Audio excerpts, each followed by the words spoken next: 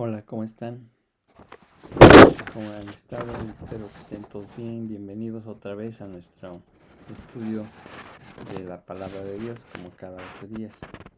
Vamos a comenzar, como siempre, con resolviendo el quiz 423 ahora, que es de complementar, de contestar realmente, no es de falso y verdadero, ni de opción múltiple, sino como se llamaba antes, es complementario. Bueno, pregunta número 1. ¿Cómo sanó Cristo al hombre de la mano seca? La respuesta está en Mateo 12:13. Simplemente este hombre extendió la mano y el Señor se la sanó. Mateo 12:13. 2. ¿Quién dijo y a quién se lo dijo? No tengo oro ni plata, pero lo que tengo te doy. Lo dice Pedro a un paralítico en el templo, afuera del templo. Lo tienen en Hechos 3:6. 3. Completa lo siguiente. Cristo, cuando aún éramos débiles, que sigue, a su tiempo murió por los impíos. Está en Romanos 5:6.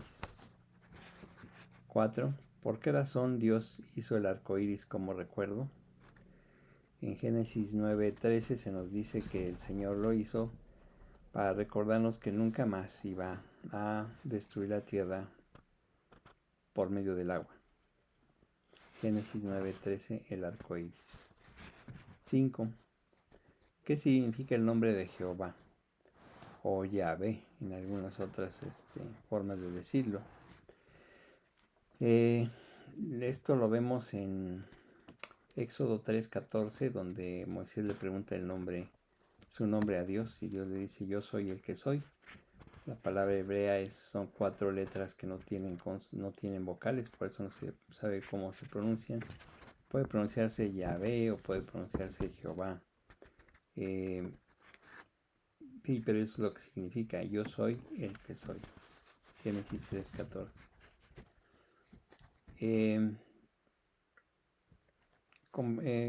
¿Por qué? Bueno, hay que completar. En el número 6 hay que completar. Porque somos colaboradores de Dios, y vosotros labranza de Dios, edificio de Dios. Esto lo dice el apóstol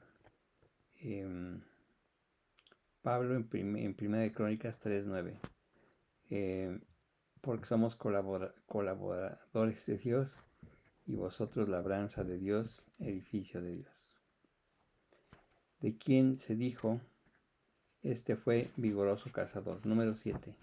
¿De quién se dijo? Este fue vigoroso cazador. Pues todos saben que fue Nimrod. Nimrod, en Génesis encontramos el nombre de Nimrod.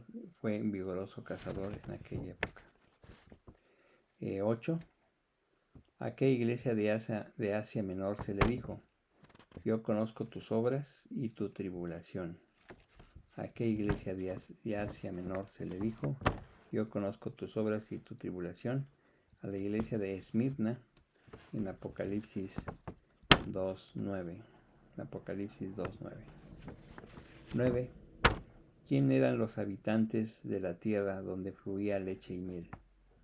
¿Quién eran los habitantes de la tierra donde fluía leche y miel, a la que fue a conquistar Josué y que el Señor le prometió a su pueblo? Eran varios. Josué 9:1 nos dice que eran los heteos, los amorreos, los cananeos, los fereceos, los jabeos y los jebuseos. Había muchos pueblos de esos allí en la tierra que fluía leche y miel, que finalmente conquistaron y se quedaron con ella los hebreos. 10. Personaje que guardaba todas las cosas que sucedían en su corazón.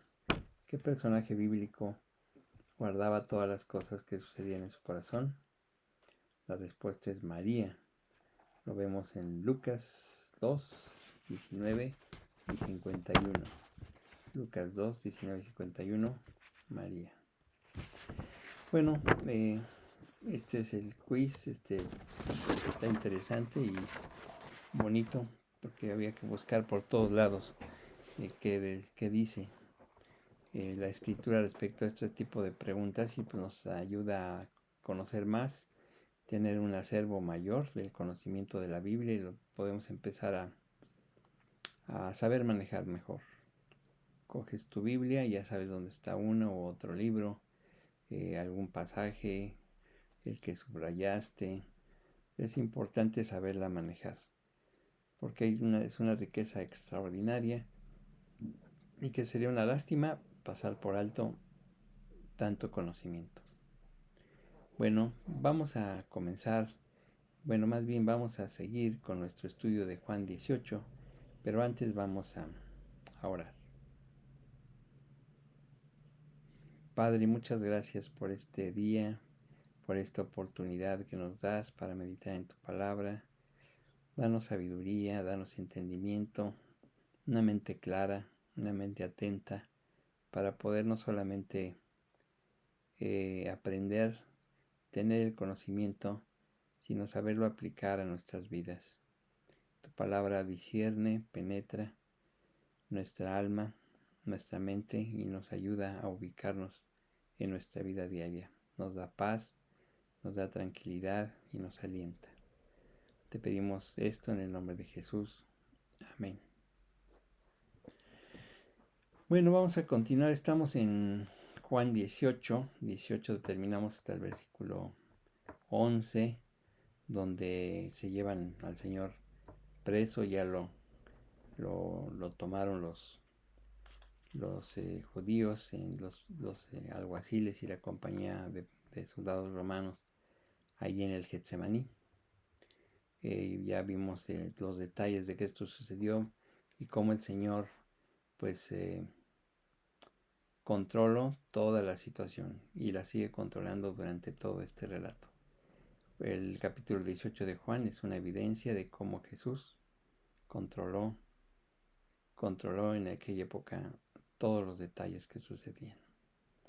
Continuamos, vamos a leer Juan 18 del 12 al 14, dice: Entonces la compañía de soldados, el tribuno y los alguaciles de los judíos prendieron a Jesús y le ataron, y le llevaron primeramente a Anás, porque era suegro de Caifás, que era sumo sacerdote aquel año.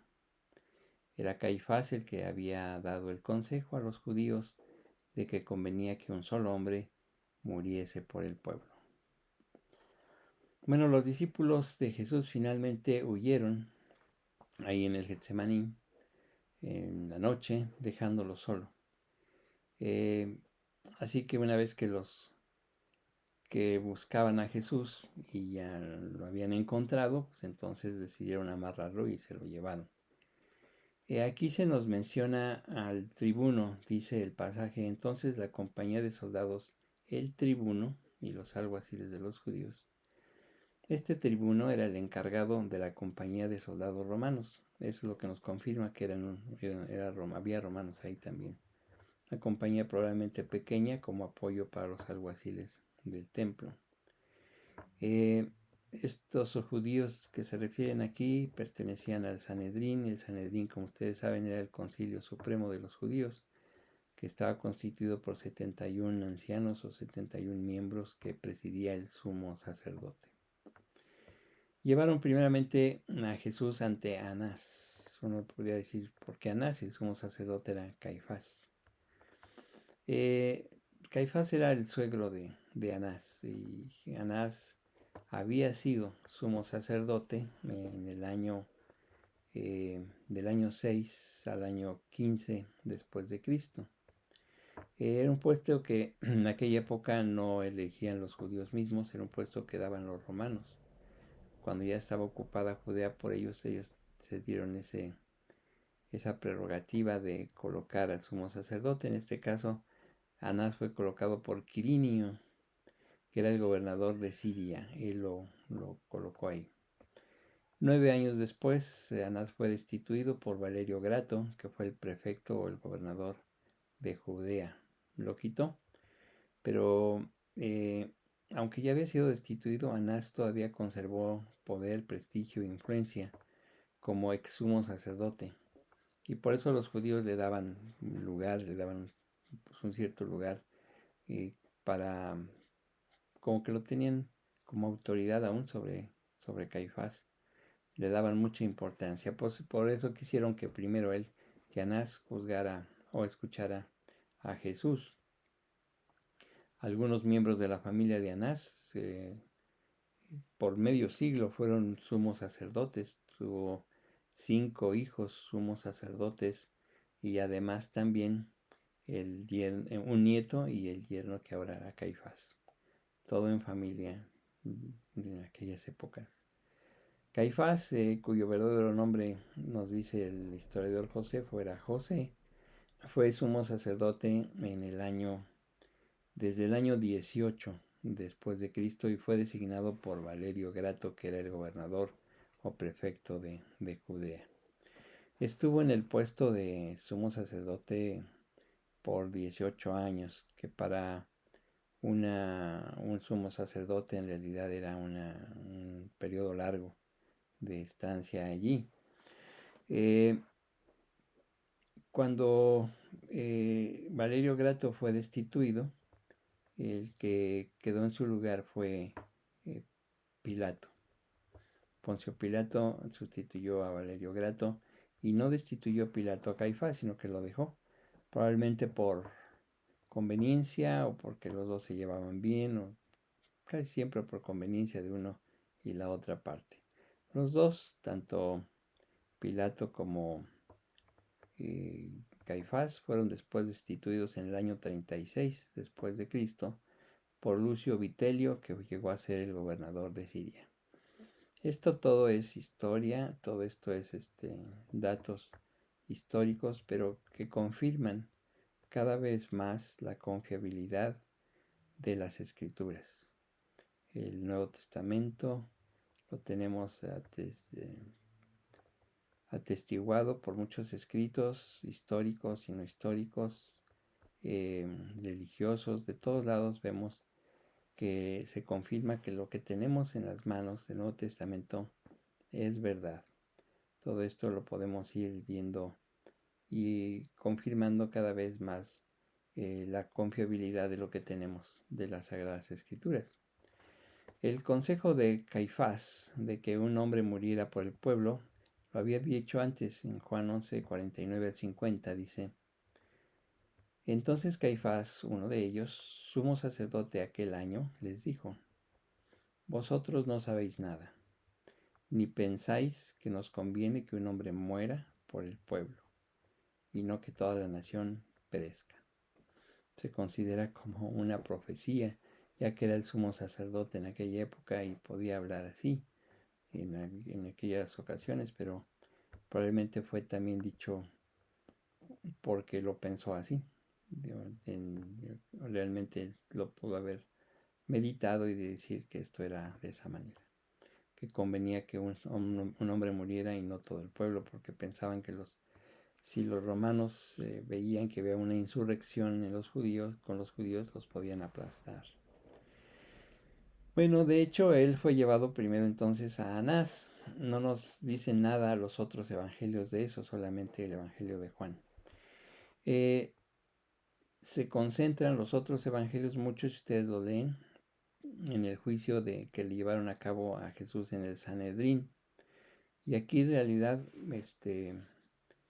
Juan menciona en realidad solo en forma superficial a Caifás, como vamos a ver más adelante. Aquí le da un poco más de importancia a Anás. Juan 18, 15 al 16 dice: Y seguían a Jesús Simón Pedro y otro discípulo. Y este discípulo era conocido del sumo sacerdote, y entró con Jesús al patio del sumo sacerdote. Mas Pedro estaba afuera, a la puerta. Salió pues el discípulo, que era conocido del sumo sacerdote, y habló a la portera, e hizo entrar a Pedro.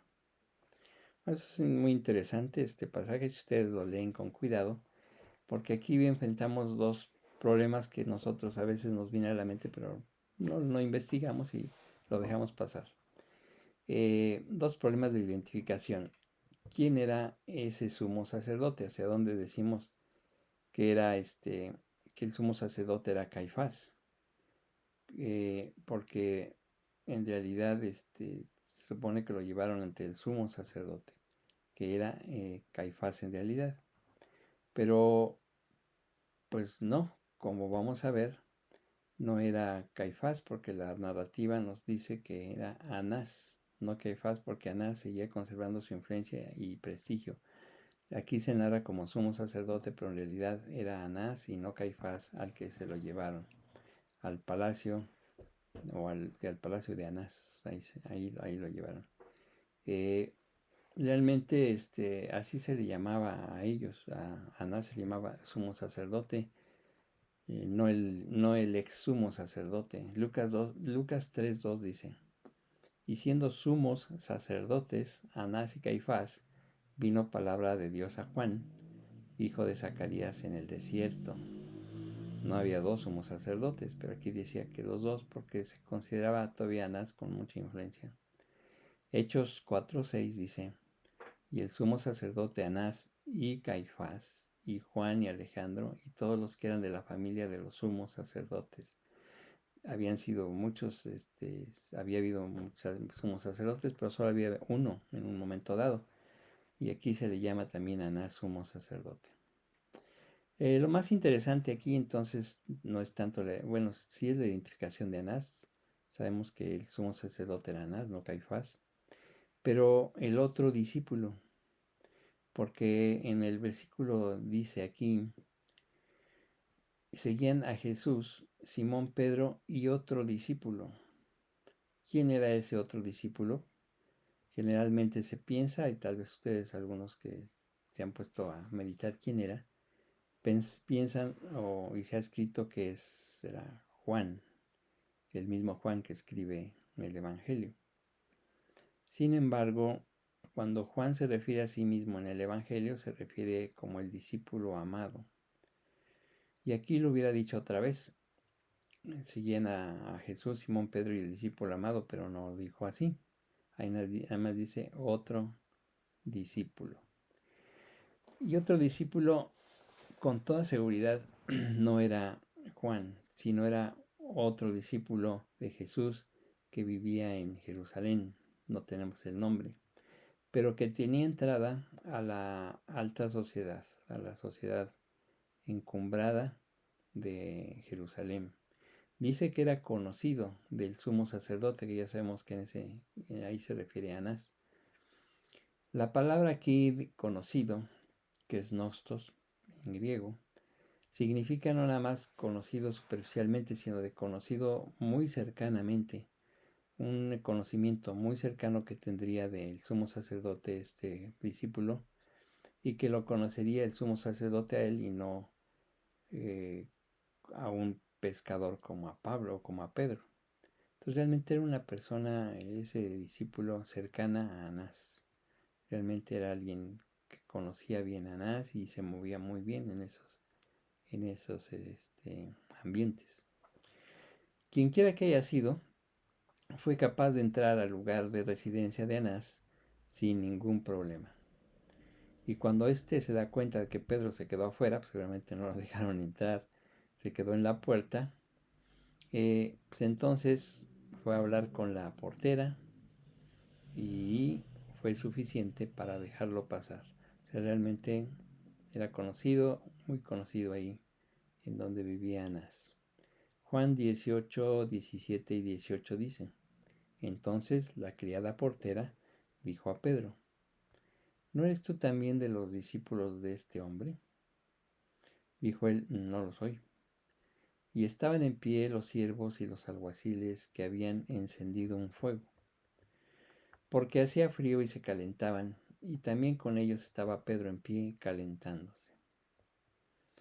Este pasaje es interesante porque la criada portera le dice a Pedro, ¿no eres tú también? O sea, parece que la portera sabía que el otro discípulo era seguidor de Jesús, Por eso entró el otro discípulo y después dejó pasar a Pedro, y entonces ella le dice, ¿no eres tú también el seguidor de Jesús? Lo que quiere decir que ella sabía bien que el otro sí era, pues, por lo menos seguidor o discípulo. Pero la respuesta que la reportera recibe de Pedro es, no lo soy. Como que la portera hizo la respuesta también esperando un no como contestación y dijo, no, no lo soy. Así que Pedro pues pasó y llegó a ese lugar. Pedro no estaba acostumbrado a estar en esos sitios, no estaba acostumbrado a estar en lugares de la alta sociedad, en castillos, en palacios, no estaba acostumbrado a esas residencias de personas ricas. El otro discípulo sí.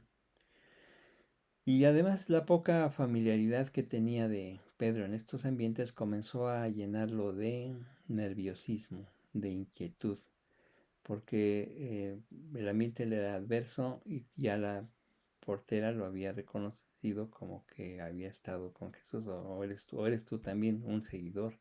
Cuando le dijo, ¿eres tú también un seguidor? Pues ahí como dijo, no, no lo soy, como dice, pues ni me conoce. A lo mejor también nada más lo dice por lo del otro discípulo. Este evento probó que no se conocía a sí mismo Pedro, como todos sabemos, pues toda su confianza toda su confianza que él había declarado en el aposento alto en los momentos antes, falló. Como vamos a ver más adelante, él en realidad eh, pensó estar seguro de lo que estaba diciendo ahí delante de Jesús en el aposento alto, pero cuando vino la prueba, pues falló. Bueno, aquí Pedro se une a la fogata para calentarse, ya teniendo en su mente que había ya negado a Jesús. Todo esto nos confirma que todos estos eventos se llevaron a cabo en la noche. El fuego calentándose, hacía frío, y realmente todo se llevó en forma nocturna. ¿Por qué no se hizo todo estos juicios al día siguiente? No había tiempo, podían haber detenido a Jesús ahí encerrado, y al otro día pues reunirse y empezar a interrogarlo, pero había cierta prisa. ¿Por qué? Porque probablemente ellos sabían que si podían encontrar alguna falta grave en Cristo, que ellos ya la habían encontrado pero la querían confirmar, tenían que llevar el caso ante Pilato.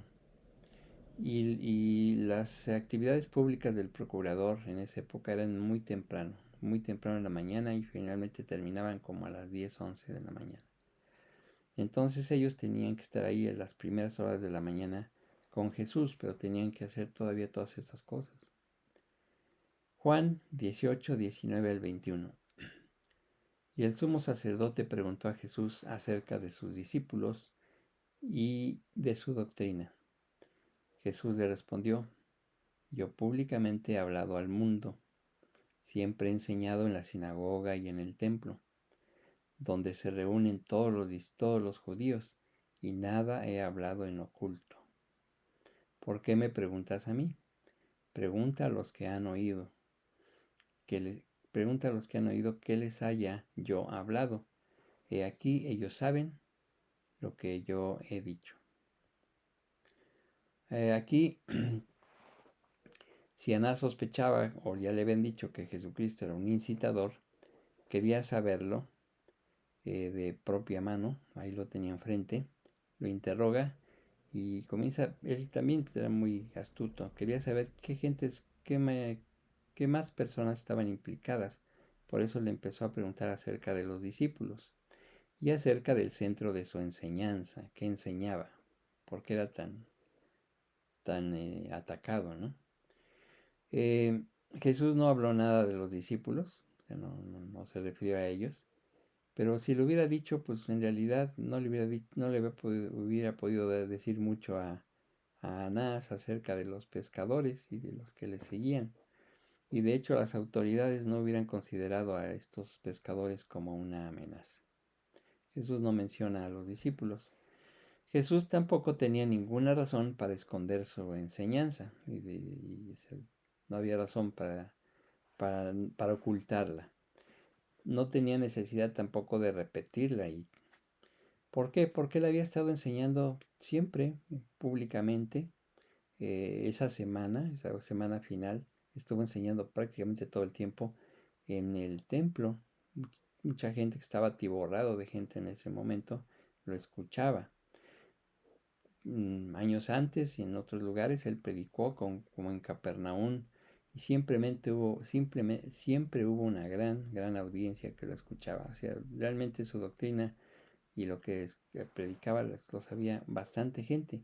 Y probablemente había gente de esa allí reunida esa noche, de los que seguramente habían escuchado a Jesús antes. Aquí, aunque Jesús le hubiese comenzado a hablar de sus enseñanzas sanas, Anás no le hubiera entendido, se hubiera perdido en el espacio, o sea, porque de qué está hablando, ¿no? Si Jesús hubiera empezado a hablarle de las enseñanzas que les acababa de dar a sus discípulos en el aposento alto, se hubiera quedado en blanco, no hubiera entendido nada. Así que, pues en realidad no, Jesús no dice eso, les dice entonces a Anás, pregunta a los que me han oído. Y seguramente él dijo, pregunta a estos que están aquí que me han oído, porque seguramente había muchos ahí, o algunos que lo habían escuchado. Juan 18, 22 al 23. Cuando Jesús hubo dicho esto, uno de los alguaciles que estaba allí le dio una bofetada, diciendo, ¿así respondes al sumo sacerdote? Jesús le respondió, si ha hablado mal, testifica en que está mal. Y si bien, ¿por qué me golpeas? Bueno, algunos de ustedes seguramente recuerdan un incidente parecido. Este incidente parecido le ocurrió tiempo después al apóstol Pablo, en Hechos 23, 2 al 5. El sumo sacerdote Ananías, el otro sumo sacerdote, ordenó entonces a los que estaban junto a él que le golpeasen en la boca. Entonces Pablo le dijo, Dios te golpeará a ti, pared blanqueada. ¿Estás tú sentado para juzgarme conforme a la ley y quebrantando la ley me mandas golpear? Los que estaban presentes dijeron, ¿al sumo sacerdote de Dios injurias? Pablo dijo, no sabía, hermanos, que era el sumo sacerdote, pues escrito está, no maldecirás a un príncipe de tu pueblo. Bueno, aquí Pablo está ante el Sanedrín y en ambos casos se menciona la forma, tanto en el caso de Jesús como el de Pablo, se menciona la forma en que debe uno dirigir a la autoridad del sumo sacerdote.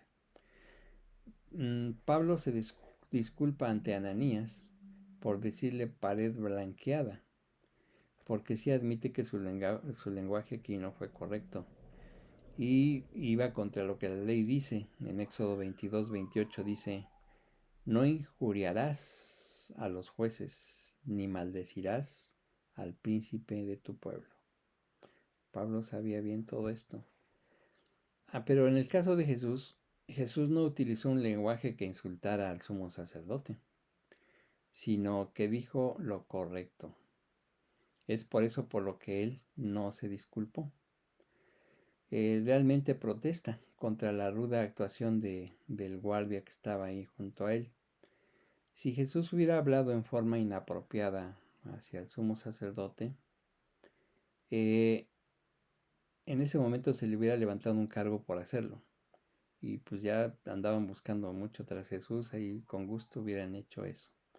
Pero Jesús había hablado correctamente. Así que no le podían decir si había dicho mentiras, sino que estaba diciendo la verdad. Por lo que el golpe que le dieron en realidad fue completamente injustificado.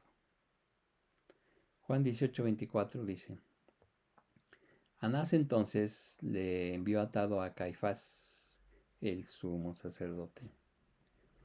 Bueno, pues al haber interrogado a Jesús y ver que no podía averiguar nada de sus enseñanzas ni de sus discípulos, lo envió a Caifás.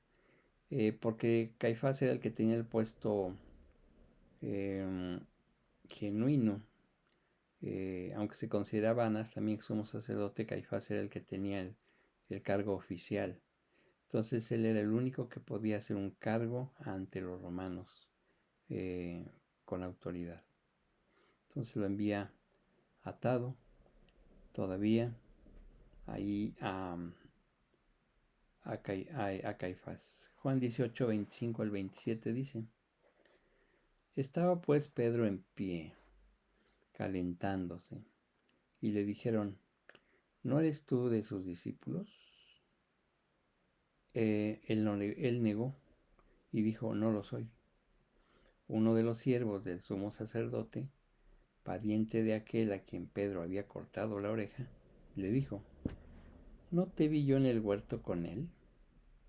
Negó Pedro otra vez y enseguida cantó el gallo. Bueno, aquí la escena se regresa a la fogata en el patio del palacio de Anás. De súbito ahí, uno de los presentes le hace la pregunta a Pedro, que si él era de los seguidores de Jesús. Le dice: ¿No eres tú de sus discípulos? Pues aquí Pedro recuerda también la pregunta de la portera, y aquí la de este hombre va directa, y entonces como respuesta dice no. Obviamente lo vuelve a negar. Ya el ambiente era más tenso para él, más difícil, estaba poniéndose más nervioso, estaba muy inquieto en ese momento, y le preguntan que si él era de ellos, y dice pues no. Como que Pedro se fue a meter a la boca del lobo, ¿no? Y pues más se puso inquieto. Si ya se sentía incómodo, la situación se puso peor, ya que otro de los que ahí estaban calentando le preguntó lo mismo, y nos dice Juan, era pariente de Malco, al que Pedro le había cortado la oreja. Y ese hombre había estado presente en el Getsemaní. Y no sabemos si Pedro sabía que era pariente de Malco, pero aquí nos dice que lo era. Entonces, si lo sabía o no, de todas maneras Pedro se puso más nervioso ahí en ese momento. Y debido a la insistencia, al ambiente que lo rodeaba, Pedro lo volvió a negar. Y no lo volvió a negar diciendo no, sino en otro evangelio se nos dice que hasta dijo groserías. No, no, no. En eso se oye el canto del gallo, lo que trae a Pedro inmediatamente a su mente lo que había dicho en el aposento alto momentos antes, en Juan 13:38. Jesús le respondió: ¿Tu vida pondrás por mí? De cierto te digo, no cantará el gallo sin que me hayas negado 3 veces. Control absoluto del Señor de las cosas, una omnisciencia tremenda, el Señor conociendo todo, todo, todo. Juan 18, 28 al 32. Llevaron a Jesús a casa de Caifás, al pretorio. Era de mañana, y ellos no entraron en el pretorio para no contaminarse y así poder comer la Pascua. Entonces salió Pilato a ellos y les dijo: ¿Qué acusación traéis contra este hombre? Respondieron y le dijeron: Si este no fuera malhechor, no te lo habríamos entregado. Entonces les dijo Pilato: Tomadle vosotros y juzgadle según vuestra ley. Y los judíos le dijeron: A nosotros no nos está permitido dar muerte a nadie, para que se cumpliese la palabra que Jesús había dicho, dando a entender de qué muerte iba a morir. Bueno, el apóstol Juan no nos dice nada del juicio que le realizaron a Jesús ante Caifás. De hecho, lo menciona en forma superficial ahí, de pasadita, a Caifás. Solo nos dice que se llevaron a Jesús al pretorio desde la casa de Caifás. Hay más información de lo que sucedió de esto en los otros evangelios, pero para fines de este estudio nos concentramos en lo que narra Juan. Ya en los otros, cuando vimos el estudio de de Lucas, ahondamos en eso.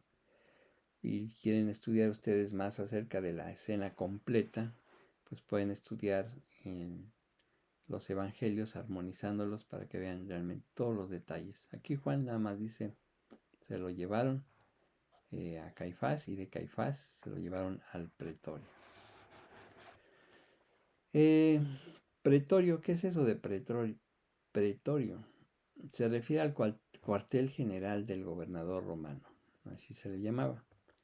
El pretorio era una fortificación que generalmente se encontraba en medio de los complejos militares y era algo importante donde se acuartelaban el gobernador y el ejército y su guardia. En esa época el pretorio oficial estaba en Cesarea. Ahí es donde estaba el pretorio oficial, el cuartel general. Pero se trasladaba en ocasiones a Jerusalén, sobre todo en momentos como estos, cuando era la Pascua y había mucha gente y podía haber ahí problemas. Entonces se trasladaba el gobernador y su guardia ahí al pretorio. ¿Cuál era en ese día, en ese momento, en esa época el pretorio en Jerusalén? En realidad hay dos lugares que se cree podían haber sido en aquella época el cuartel general de los romanos. Uno es que era un castillo o una fortaleza que reconstruyó Herodes, Herodes el Grande. Ese estaba en el muro occidental de la ciudad. Se podía haber considerado que ahí fue donde se acuartelaron. Había un cuartel ahí realmente bueno. El otro era una fortaleza que se llamaba Fortaleza Antonia, y esa estaba en el área noroeste del templo. Era más conveniente porque estaba vigilando prácticamente todo ahí, desde ese lugar. Este pretorio se comunicaba con el templo por unas escaleras, unas escalinatas a las que se refiere Hechos 21:35. Dice, al llegar a las gradas, aconteció que era llevado en peso por los soldados a causa de la violencia de la multitud. Atraparon a Pablo en el templo y se lo llevaron a la fortaleza Antonia, pero a través de estas gradas, de estas escaleras que comunicaban a la fortaleza con el templo. En Hechos 21:40 también dice, y cuando él se le permitió, Pablo estando en pie en las gradas, hizo señal con la mano al pueblo y hecho gran silencio, habló en lengua hebrea diciendo. O sea, esta fortaleza entonces es la más segura en realidad, que era donde llevaron a Jesús los romanos. Era una fortaleza reconstruida por Herodes el Grande y le puso Antonia en honor de Marco Antonio, que era un general militar muy importante en aquella época. Y ahí llevaron a Jesús. Dice el relato que era de mañana.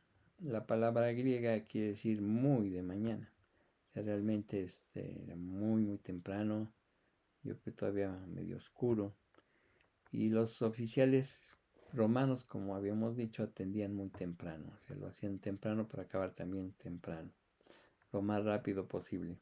Y también los principales sacerdotes, los judíos en general, querían ventilar este asunto lo más rápido posible. Entonces, pues muy de mañana se presentaron ante Pilato. Pero aquí hay algo curioso e interesante. Los acusadores no querían entrar al pretorio. ¿Por qué? para no contaminarse y así poder comer la Pascua. Esta pues, era una observancia religiosa de ellos. Cualquiera que vea y examina este pasaje puede ver que en realidad, ahorita como vamos a ver, hay algo ahí de paradójico. Jesús dice aquí que ellos no se querían contaminarse para poder comer la Pascua, pero Jesús comió la Pascua la noche anterior. Hay todo un debate acerca de eso y una explicación larga que no vamos a ver aquí, pero cualquiera que haya sido la naturaleza de la última cena que tuvo Jesús con los discípulos, al parecer la Pascua oficial no había sido aún comida, y los que estaban en estado de, según ellos, de pureza ceremonial y que estaban listos para comer la Pascua no querían contaminarse. Porque parece que entrar a la casa o a un lugar donde no era un lugar o casa de judíos, sino de romanos o de gentiles en general, podía haber levadura y por eso ellos se podían contaminar, se quedaron afuera. Ahí en un pórtico se quedaron afuera esperando al procurador. Aquí Juan nos narra esto probablemente en forma de ironía, en referencia a lo estricto de los principales sacerdotes en cuestiones ceremoniales, y comparándolo con la mayor contaminación moral del proceso que le estaban llevando a Jesús. Por fuera cumpliendo, por dentro violando. Es así como hasta la fecha. Poncio Pilato era el gobernador de Judea. Había recibido su posición directamente de Tiberio era emperador Tiberio en el año 26 después de Cristo. En el momento que suceden todas estas cosas fueron 4 años después de que tomó posesión Pilato. Ya conocía más o menos el ambiente ahí. Y él estuvo en ese puesto prácticamente hasta la muerte del emperador en el año 37 después de Cristo. Pero, ¿cómo era Pilato? Por lo que sabemos de historiadores, hay varios historiadores que lo narran y lo describen, Pilato era un hombre débil de carácter. O sea, trataba de cubrir su debilidad por medio de la obstinación y la violencia. Su torpeza política realmente lo metía con frecuencia en aprietos muy serios y llevaba a cabo acciones que ofendían mucho la opinión pública de los judíos. Y además protagonizó varios episodios salvajes de derramamiento de sangre. Lucas 13:1 nos dice: en este mismo tiempo estaban allí algunos que le contaban acerca de los galileos, cuya sangre Pilato había mezclado con los sacrificios de ellos. Había hecho cosas terribles. Como él se sentía débil, pues entonces cubría su debilidad con un exceso de autoridad. Todo esto lo pueden ustedes ver por diversos historiadores no judíos y judíos como Josefo. Juan 18, 29 al 30. Entonces salió Pilato a ellos y les dijo: ¿qué acusación traéis contra este hombre? O sea, muy bien, o sea, ¿de qué lo están acusando? Respondieron y le dijeron: si este no fuera malhechor, no te lo habríamos entregado. Bueno, ellos no entraron. Pilato tuvo que salir a escucharlos. Por lo mismo tuvieron que sacar la silla. Esa silla en la que sentaba Pilato a juzgar se llama tribunal. O sea, sacaron el tribunal desde donde juzgaba, porque no querían entrar estos hombres. Juan 19:13 dice: entonces Pilato, oyendo esto, llevó fuera a Jesús y se sentó en el tribunal, en el lugar llamado el Enlosado, en hebreo Gábata.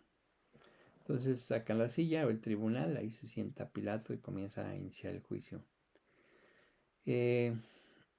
Como era costumbre en los juicios romanos, pues el procurador aquí demanda cuáles son los cargos contra ese hombre que habían traído.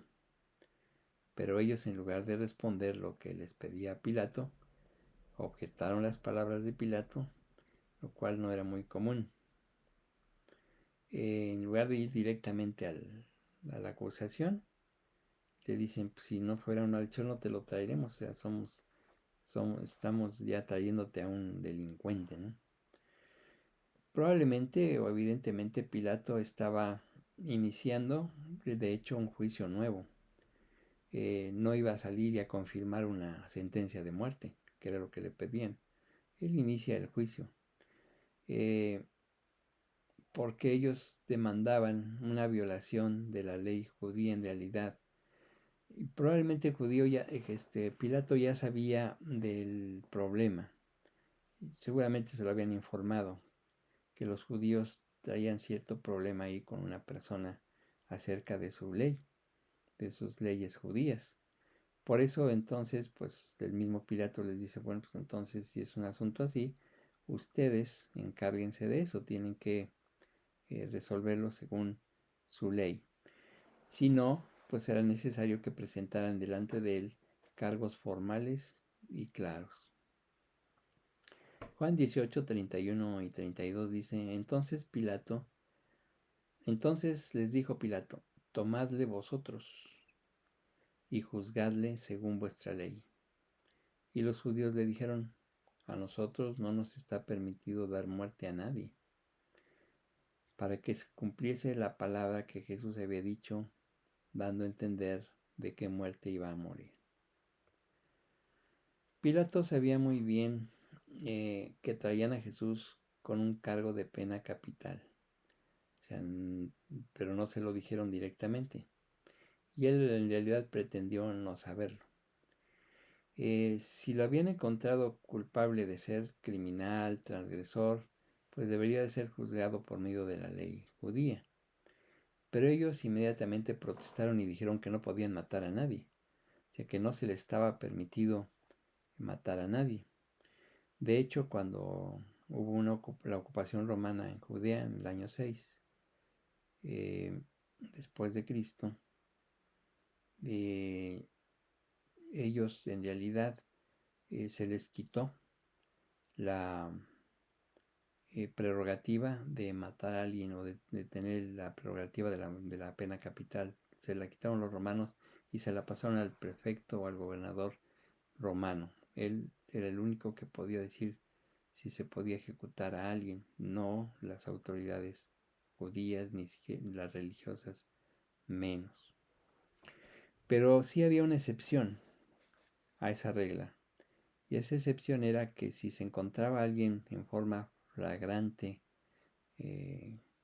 así descarada, violando la santidad del templo, entonces sí se le podía dar la prerrogativa a los judíos de llevar a cabo la pena capital. Inclusive parece ser que hasta si la persona que violaba la santidad del templo era romana. Por eso vemos, y eso yo también me lo había preguntado, ¿por qué no mataron a Jesús ellos, los judíos directamente, y a Esteban sí, y no lo llevaron con la autoridad romana? Hechos 7, 57 y 58 dice, entonces ellos dando grandes voces se taparon los oídos y arremetieron contra él, contra Esteban, y echándole fuera de la ciudad le apedrearon. Y los testigos pusieron sus ropas a los pies de un joven que se llamaba Saulo. O sea que había una excepción, y esa era, si realmente era muy evidente, entonces les daban esa prerrogativa a los judíos. Pero lo normal era que la pena capital ejecutara la autoridad romana. Jesús nos muestra aquí que todo el proceso estaba bajo su control, pues de no haber habido esta prohibición de ejecutar la pena capital o la pena de muerte por medio de los judíos, Jesús no hubiera muerto en la cruz, sino Jesús hubiera muerto apedreado. Juan 12, 32 y 33 dice, y yo si fuere levantado de la tierra, a todos atraeré a mí mismo. Y decía esto dando a entender de qué muerte iba a morir. O sea, en realidad Juan ya nos había dicho aquí lo que Jesús había dicho antes, que él iba a ser levantado, dando a entender que muerte iba a morir. O sea, por medio de la crucifixión Jesús sería literalmente levantado de la tierra. Lo que vemos aquí en esta narrativa son muchos detalles históricos, sociales, políticos, religiosos, mucha historia. Pero ¿de qué nos sirve saber toda esta historia? ¿Qué objeto tiene conocer este relato de Juan 18? Ahora que estaba en unas pláticas médicas, conferencias y demás, la mayoría de los ponentes al final de sus proyecciones ponían ahí y decían, para llevarse a casa. En este caso, tratando de decir que habían dicho muchas cosas, pero que era lo que nosotros debíamos de aprender o retener. En este caso que estamos viendo la narrativa de Juan 18, ¿qué debemos aprender y qué debemos aplicar? ¿O cómo debemos ver todo esto que acabamos de ver de tanto detalle de la narración? Bueno, lo que debemos aprender es algo muy importante para nuestra vida espiritual. Una de esas lecciones es que aquí podemos ver la dureza sorprendente del corazón de los incrédulos. Los soldados, los alguaciles, la gente que se llevó a Jesús hacia Anás y luego ante Caifás, en ningún momento consideraron a quién estaban llevando allí. El mismo Anás, duro de corazón, solo preguntaba quiénes lo seguían y qué era lo que decía, pero en realidad no estaba realmente interesado en conocer lo que Jesús decía, pues si no le hubiera preguntado a los que ahí estaban, qué es lo que éste dice. Pero no, si el corazón es muy duro del incrédulo, no quiere escuchar o no puede escuchar, simplemente está con los oídos cerrados, los oídos tapados y los ojos cerrados ante las enseñanzas de Jesús. Un corazón duro es indiferente al Evangelio. Un corazón duro es reacio, es contrario al Evangelio y constantemente lo está rechazando. Desde esa época de Jesús y en esta narración vemos cómo hay tanta y tanta dureza.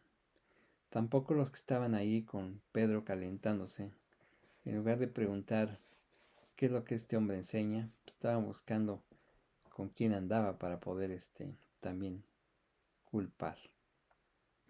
La dureza del corazón es sorprendente.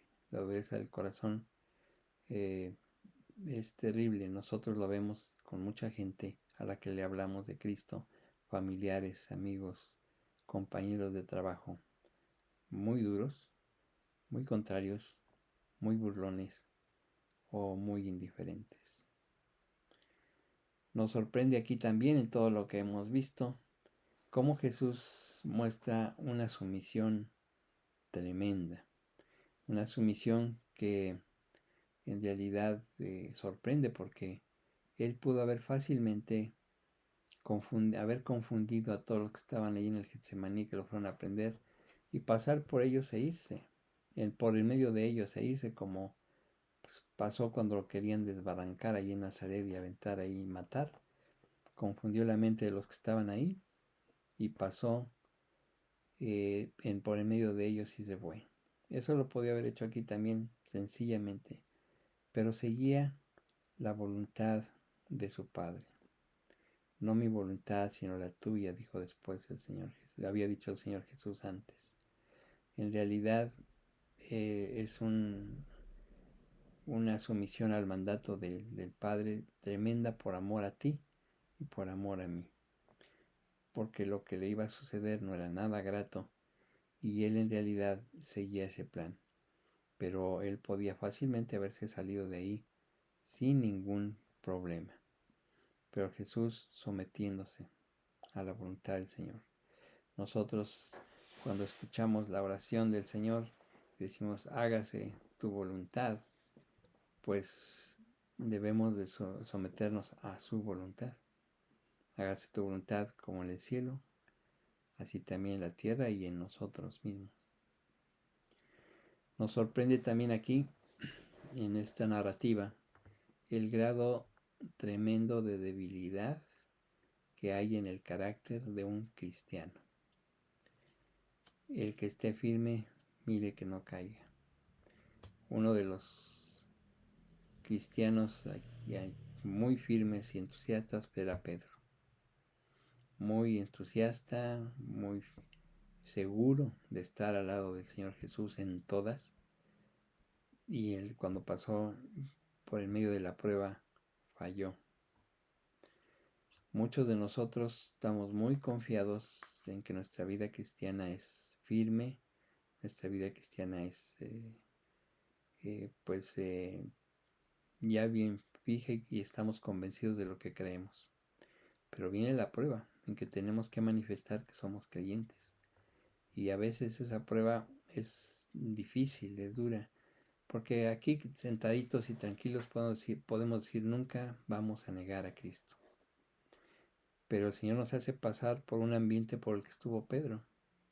Un ambiente difícil, un ambiente en que te pone nervioso, en que la mente te traiciona, ves cosas que hay donde no las hay, comienzas a sentirte inquieto y viene entonces el asunto directo de si eres creyente o no, y es ahí donde tú o lo niegas o te afirmas como creyente. Vendrá la prueba, o sea, estén listos, estén firmes y estén constantemente orando para que nuestra fe no nos falle. Jesús oró por Pedro que su fe no faltara. En realidad no faltó, podemos decir que sí, porque lo negó 3 veces, pero no porque finalmente él se arrepintió sinceramente de eso, no como Judas, que fue pasado por la prueba, no se arrepintió, solamente tuvo remordimiento y finalmente desapareció. El Señor ora, intercede por nosotros, pero nosotros debemos estar firmes y verdaderamente firmes, porque viene la prueba en que tenemos que manifestar que somos creyentes. En el momento que viene la prueba difícil, ahorita como te digo, puedes decir, no, pues yo no creo que falle, sino que voy a mostrar que soy cristiano. Ojalá así sea, cuando llegue el momento lo muestres y te declares como creyente, no importando qué. A veces en detrimento de nuestro trabajo, en detrimento de nuestro quehacer diario, de nuestra profesión, de nuestro negocio. Pero es mejor sufrir una pérdida material que negar a Cristo. Las personas que aún no manifiestan ser creyentes públicamente siéndolo, pues muestran una debilidad de carácter muy, muy severa de su carácter cristiano. Pero es un momento de corregir, es un momento de ponerse a leer, a estudiar, a orar para fortalecer nuestro carácter cristiano. La dureza del corazón de los incrédulos tiene que ser vencida por medio de la predicación del Evangelio. ¿Qué es el Evangelio? El Evangelio es la muerte, es la vida y la muerte y resurrección del Señor Jesucristo, que murió en la cruz del Calvario para salvar a los pecadores. ¿Qué es lo que Jesús hizo en la cruz? Pues hizo algo tremendo. Derramó su sangre por el perdón de los pecados.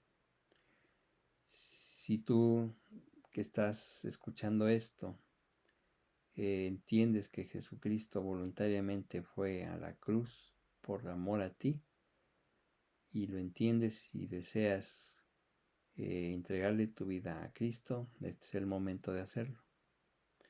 Jesús murió en la cruz por tus pecados, derramó ahí su sangre sin que Él no tenía necesidad, pero lo hizo porque nos ama. Fue muerto ahí, lo bajaron de la cruz, lo enterraron y al tercer día resucitó por el poder de Dios, el Espíritu de poder. Si tú crees esto, que es lo que las Escrituras dicen, la Biblia lo dice y es un libro que tiene una validez extraordinaria y autenticidad también, pues entonces es el momento en que tú hagas una decisión por Él. Orar pidiéndole que te perdone. Si lo quieres hacer donde quiera que estés, pues entonces vamos a orar, una oración sencilla, pero que sea sincera. Puedes repetir donde estás lo que yo diga desde el fondo de tu corazón. Dios, realmente estoy entendiendo que Jesús, por amor a mí, murió en la cruz. Que todo esto que he escuchado, todos estos eventos históricos, todos estos eventos de narración, pues muestran en realidad lo tremendo que padeció Cristo y cómo tanto odio humano puede existir. Perdona mis pecados, perdona mis faltas, me arrepiento de ellos y acepto lo que Jesús hizo por mí en la cruz del Calvario. Acepto su sacrificio y también creo que Él resucitó de entre los muertos al tercer día, teniendo el poder de Dios para salvar. Creo todo esto en el nombre de Jesús. Amén. Si tú crees de todo corazón, te salvas, porque el Señor está cerca, su segunda venida está muy próxima y que nos encuentre laborando en la predicación del Evangelio y convencidos de que somos creyentes, de que pertenecemos a su familia. Bueno, ahora sí, el próximo sábado nos vamos a volver a ver ya en forma presencial en la casa el sábado a las 6. Acuérdense que los que quieran venir e reiniciar otra vez el grupo, son bienvenidos, pero lo vamos a hacer en orden. Vamos a admitir 15 personas y tienen que registrarse en la página de vigilantesdelfin.mx y si hay más personas, pues entonces ellas vendrán la próxima semana de eso. Los primeros 15 esta semana, los siguientes la siguiente semana. Espero a ver quién quedó después de tanta ausencia, a ver quién siguió fiel o quién ya desapareció. Siempre habrá quien permanezca, habrá quien no, tendrá sus razones, lo sabremos pronto. Entonces no dejen de llenar el formulario que está en vigilantesdelfin.mx y así ya nos vemos los primeros 15 en casa el siguiente estudio. Se va a seguir transmitiendo obviamente en el canal de YouTube para que los que no vayan a venir o no quieran venir o los que no vivan aquí, pues entonces puedan seguir escuchando los estudios. Nos vemos entonces la próxima semana si Dios quiere y avísenle a los que no han visto los estudios o no saben bien que ya vamos a regresar. Espero que nos veamos aquí y otra vez nos saludemos como antes. El único requisito es el cubreboca. Todavía hay que utilizarlo aquí en lugares cerrados. El cubreboca, el único requisito que se pide. Que Dios los bendiga y que tengan un excelente fin de semana.